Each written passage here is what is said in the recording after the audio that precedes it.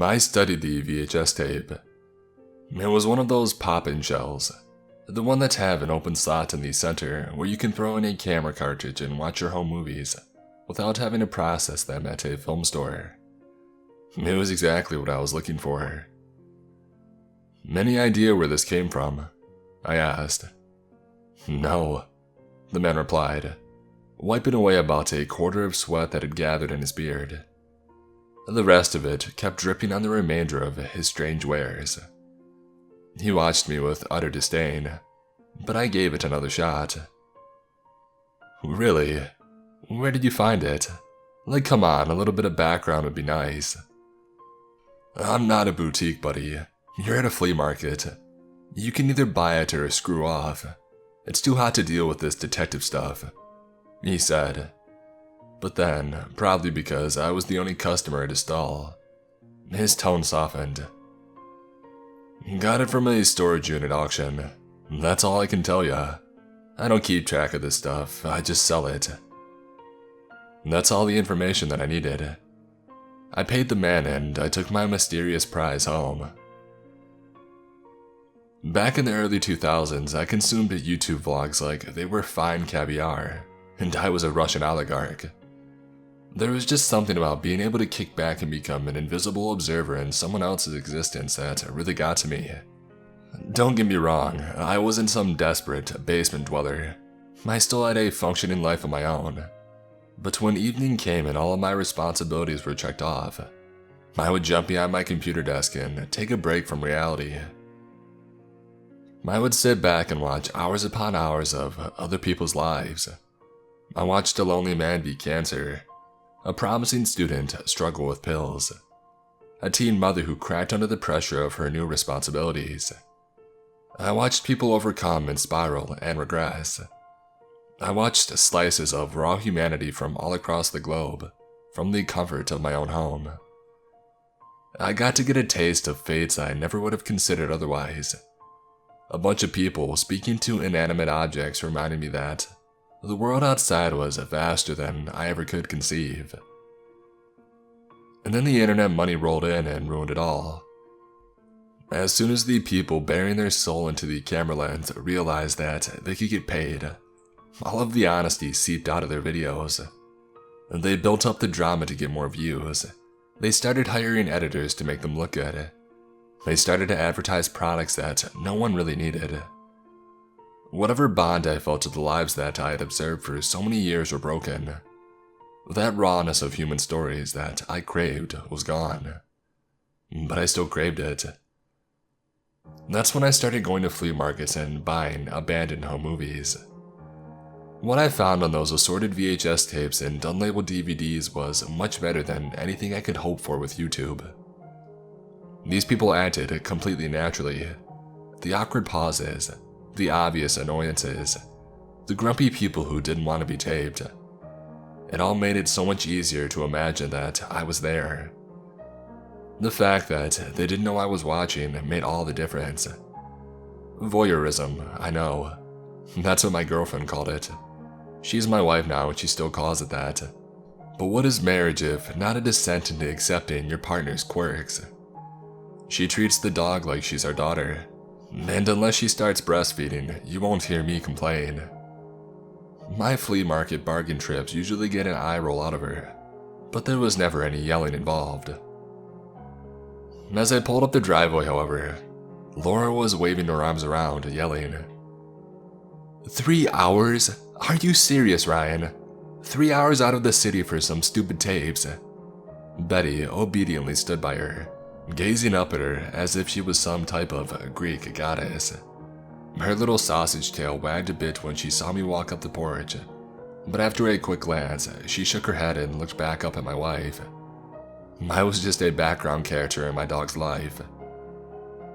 I could have told Laura that all the markets around the city limits were tapped out, that any unmarked tapes I could find around town usually ended up being recordings of movies from television with the advertisement still kept in.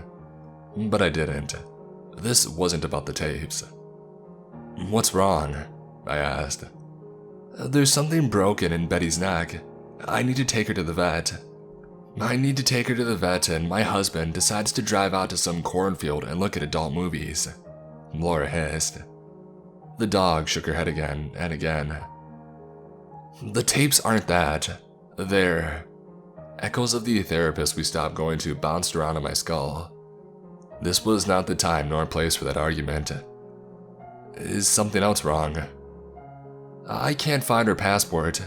Every other bit of documentation I have, but I've looked all around the house and I can't find her passport. Laura's anger gave way to fear. The dog shook its head again. See, look, there's something wrong with her neck. I was going to ask her why the heck she thought she needed the dog's passport for a vet check, but I didn't. I just shrugged. I haven't seen it.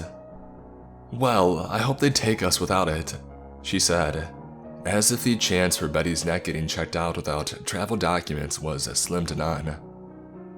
I'll call you when I know what's wrong. Can you do the laundry? I left the whites by the machine, you just need to put them in. Laura made her way to the car with the dog. Betty shook her head again. God, I hope you're okay. Laura whispered to her pet. I'll need a glass of wine when we come back, she said to me. My wife and her dog drove off. I was just about to close the washing machine when I noticed a pair of my red boxers peeking out from the pile of whites. When I took them out, I noticed Laura's blue university t-shirt. In my haste to get to my mysterious tape, I didn't check if the laundry was sorted. It wasn't. The sorting couldn't have taken longer than 2 minutes, and for 30 seconds I tried, but my eyes quickly drifted to the television in the corner of the basement. The prospect of sorting through my dirty laundry instead of indulging in someone else's seemed like torture. I'd turn on the tape, just to get a glimpse of what I was getting into, and then I would go do that thing that my wife told me to do.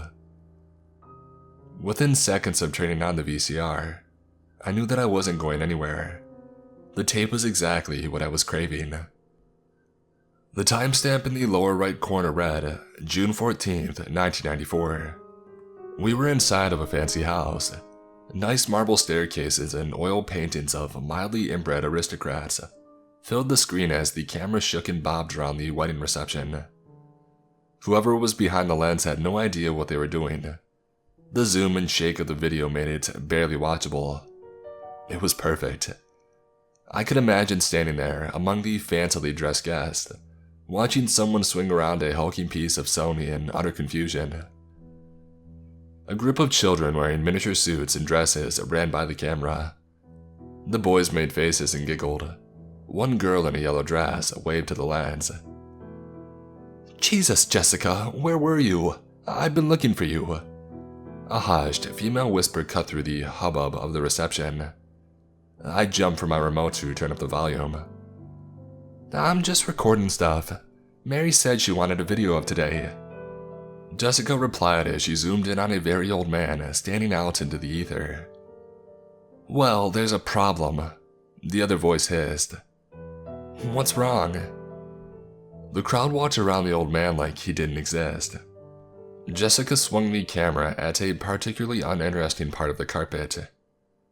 Mary's ex is here. He's freaking out at the gate demanding that they let him in. Is it Todd? Jessica pronounced the word Todd with the same intonation one would pronounce terminal cancer. I think so, the other voice whispered. Shit. For a split second, I saw a pair of nervously clasped hands against a bright blue dress, but then the video cut out. Complete darkness. My phone dinged. They took us without the passport. Thank God. I ignored it and I stared at the screen, hoping that another part of the story would flicker into existence. After a couple waves of static, it did. A courtyard with a view of a stunning mountain range. In it, a bride and groom. The woman, a Venus of the 90s. The man, a chiseled jawline with too much gel in his hair. They were smiling at each other, but the camera was too far off to tell whether those smiles were genuine. In front of the possibly happy couple was an array of wooden chairs seating the guests of the wedding. Beneath their feet, a sea of sparkling calm gently swayed. A layer of crystal glass divided the family and friends from the pool below them. A man next to the camera kept on coughing. Someone next to him whispered something, but that didn't stop the coughs. The couple kept on looking at each other, and then the video cut out. The darkness of the screen dragged on. For a split second, I even considered getting the laundry out of the way. But just as I was about to reach into the washing machine for Laura's orange stocking, another image crackled to life on the screen. We were back in the courtyard, but it was in a considerably worse state. Cigarette stubs peeked out of that once impressive stone floor. Empty and sometimes broken bottles were all over the place. And where there was once a sea of calm, there was now the shell of a pool filled with broken furniture. Even smashed up with rough axe cuts, the dressers and chairs still looked expensive. It was evening, August 19th, 2002, and the groom from 8 years ago was wearing a dirty pink bathrobe. The man had aged a couple of decades. His hair was gathered around his shoulders in thick, greasy clumps. A patchy beard of graying hair now covered his chiseled jawline. "You really hurt me," he said. A cigarette hissed in his mouth, and a controlled madness burnt in his eyes. "You changed me. I used to like people. I used to want to do some good in this world. I could have done some good in this world." The man bent down and produced a bottle off the floor. "But you hurt me. You hurt me so bad that I just want to see everything burn." The man continued ranting and raving, but as he walked away from the camera, his words fell to a static-filled whisper. I turned up the volume as loud as it would go, but the only thing that I could hear was the chirping of crickets intercut by a steady, bassy tone. Out in the mountains beyond the courtyard, there was a grouping of lit-up tents. The man was going quietly insane in a fancy house as people across the valley indulged in cheery techno music. I was watching someone go insane on a summer evening. The tape was better than anything I could have hoped for. The man in the bathrobe took a pull from the bottle, recoiled, and then smashed the thing against the mountain of furniture stacked in the pool. He screamed. I heard that part. "You ever talk about fire with Todd? Ever talk about how much you would want to burn alive?" The man was back in front of the camera now. He was swaying from side to side, clearly off balance from whatever was in that bottle. "Of course you don't. All you two talk about is vapid BS. All you do is waste your stupid lives, stuck in meaningless gossip that doesn't matter. But you know what? You know what?" The man paused. A gentle gust of wind blew his filthy bathrobe apart, revealing far too much of his malnourished body. For a second, he tried to pull the flimsy bit of pink cloth back around his jagged ribcage, but with a frustrated sigh, he gave up on his drunken hands. Memories of wasted nights in high school filled my head. I remember how the world spun, how impossibly bright and quick all the headlights were as I stumbled my way back home, how difficult it was to stand upright with my blood full of booze. Once the body is so far off in the deep end of the whiskey pool, there's only one way to momentarily regain balance. The man on the television squished his face into an effort-filled wink. For a blink, I was standing there, in his ratty flip-flops, watching the triple version of the world focus into a singular blurry image. "I love you," he mumbled to himself. He tore his eye away from the camera and stared down at his dying cigarette. I love you, but I won't love you for long. No, I won't. Because I'll be dead, and you'll be dead, and he'll be dead. The world will burn." The man reached behind the camera and produced another cigarette, but he didn't light it.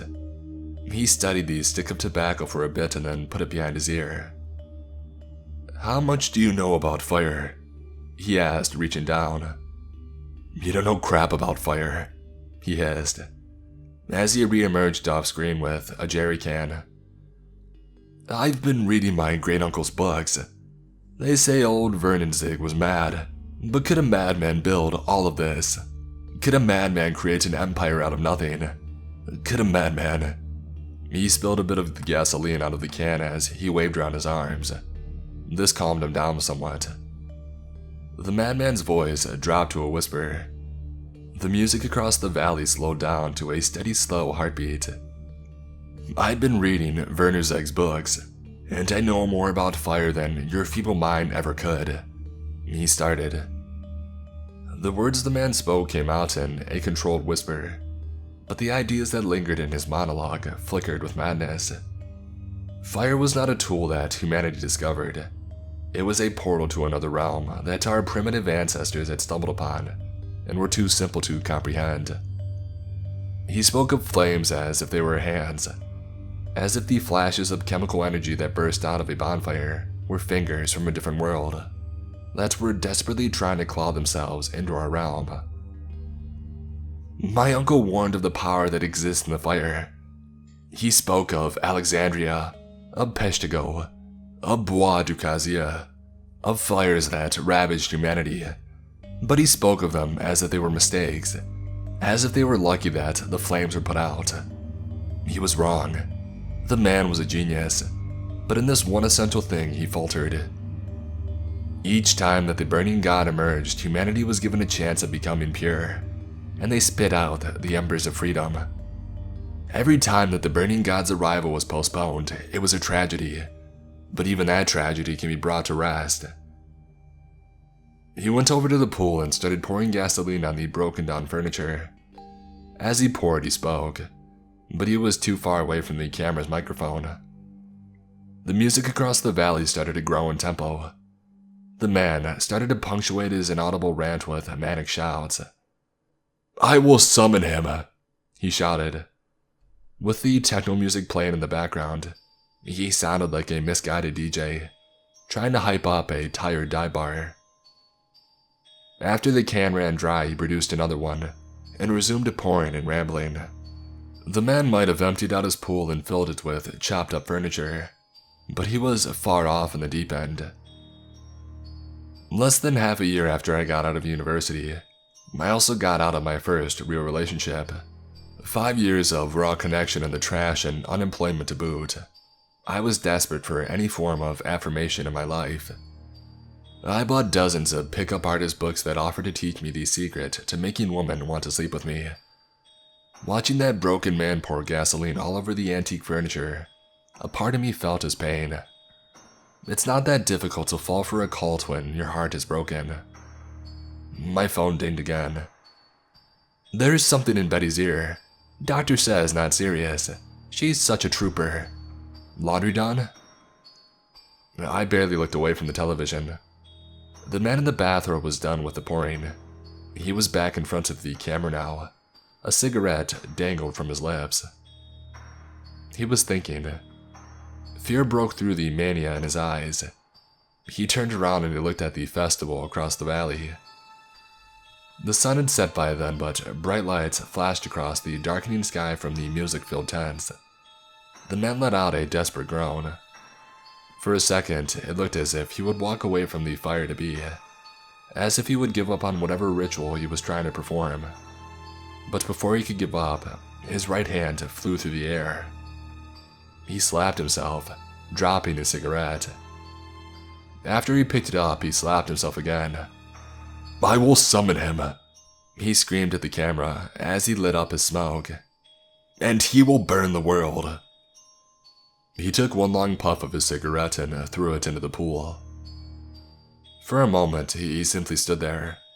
A man in a filthy bathrobe with dark mountains stretched out before him. He looked at peace. And then a whoosh and a boom. He screamed. He screamed in a way that I didn't think was possible for a grown man to scream. He screamed and ran through the courtyard, burning. He spun in place like a wounded animal, shedding his bathrobe. But as the flames behind him started to consume the furniture, his body propelled him away from the inferno. Screeching and limping, the man ran towards the camera. He knocked it over in his escape, but it kept recording. The fire soon drowned his agonizing cries out. Only his burning bathrobe remained. Out across the valley, the tents lit up with another color. a flashing of blue and red. For a couple beats of the far-off techno, I could see these siren lights traveling down the mountain road, but the flames quickly cut off my line of sight. My phone dinged again. I didn't look at it. I was so enthralled in the video that I had started chewing on my shirt collar. I haven't done that since I was 8. The flames reached out into the night sky like clawed fingers. They grasped at oxygen, growing, roaring, demanding more. The fire spread throughout the screen. I tilted my head sideways to see better. The inferno beckoned to me. I was on my feet, staring into the television. It was as if the fire was calling for me, pulling me in, demanding that I join it in that crackling universe of energy. In the cool air of my basement, I felt warmth. I reached out for the television. You should have seen the size of the thing they pulled out of her ear. We need to be careful when we let her run in the... Ryan, what are you doing? Laura stood on the stairs. Betty squeezed herself past and gave my calf a lick before jumping on the couch. My eyes shifted towards the open washing machine. Her gaze followed mine. You didn't do the laundry. Great, absolutely great. Come on, Ryan, we talked about this. I don't ask for a lot, I just want...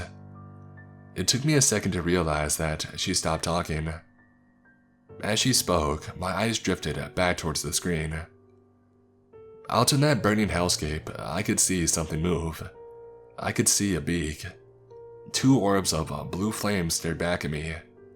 I tore my attention away from the eldritch god and back towards my wife. Sorry. What are you watching? She walked down the last couple of steps with a controlled anger that cracked as soon as she saw what was on the television. Jesus Christ, Ryan, what the heck are you watching? It's, some guy was going through a bad divorce, I think. So he tried to set the world on fire, burned himself in the process, and now there's... As hot as the inferno on the screen was, her icy stare cut through me. She inhaled sharply, turning her words into cold steel. That stuff belongs in an evidence locker, not our house. Laura stomped her way up the stairs, with Betty barely making it past the door before she slammed it shut. I turned my attention back towards the screen. Whatever presence I saw hiding in that fire was gone now. The flame still tore through the sky with animalistic fervor, but the beast's eyes were gone. The fire roared on for a couple of minutes until its thunderous cry turned into a hiss. A burst of water was softening the flames. Soon enough, firefighters were talking about how they wished they could have stayed at the festival. As they sprayed water over the gasoline-filled pool, one of them proceeded to give a 5-paragraph essay's worth of description of a redhead bartender he once saw in the 90s. I thought about rewinding the tape, about going back to that moment when I saw those burning balls of light hiding in a storm of bristling energy, but I decided against it. Upstairs, I could hear a cork get angrily pulled out of a wine bottle. I sorted through the washing machine, turned it on, and went to get a wine glass. I'm sorry, I said. She was on the porch, puffing on a cigarette with one hand, and scratching Betty behind the ear with the other. She didn't look at me as she spoke. You can't keep on doing this, Ryan. This isn't about the laundry. This is about you not being reliable. You just can't drop everything to indulge in your voyeurism. I tried to remember all 3 parts of the 3-part apology thing that our therapist kept on rambling about back in the day. I'm sorry for not being reliable and sometimes acting like a child. I'll try to do better next time. Her lack of yelling made me reconsider therapy for a split second. So, is Betty okay now? The dog wagged her tail at the mention of her name. Oh yeah, she was a real trooper. Held still for the doc, shook a bit, but didn't move her head at all. Everybody in the lobby kept on saying how cute she was. Asking about Betty would always get Laura talking. We finished off the bottle of wine, watched some crappy reality TV show, made love, and now Laura is sleeping on my chest. Betty's curled up by her feet and seems to be having a dream that involves a lot of biting and running. There's a nice summer breeze outside. I should be sleeping. The thought of going back to the basement and rewinding the tape was there as soon as we had finished the wine. But Laura wanted to watch some scripted reality TV show about hot people looking for love on a beach, and I figured I would be a good partner and indulge with her. The question of the sentient inferno disappeared during our own little fiery bouts of passion, but now that we were post-coital and cuddled up, I can't let go of the memory of those hungry claws. She's a light sleeper, so if I move, she'll wake up and be disappointed, and I don't want to disappoint her. She might have a weird relationship with the dog and a horrible taste in entertainment, but I would probably be burning furniture without her. Maybe she's right. Maybe the video does belong in some evidence locker instead of our basement. All of this is bouncing around my head and I can't get any sleep. So I figured I would come to this little insomniac corner of the internet and vent for a bit. I'm torn between the mystery of what that desperate man brought into our world and being a decent husband. My wife just mumbled something about how I should go to sleep. I think the light from my phone is keeping her up. I think I should just go to sleep.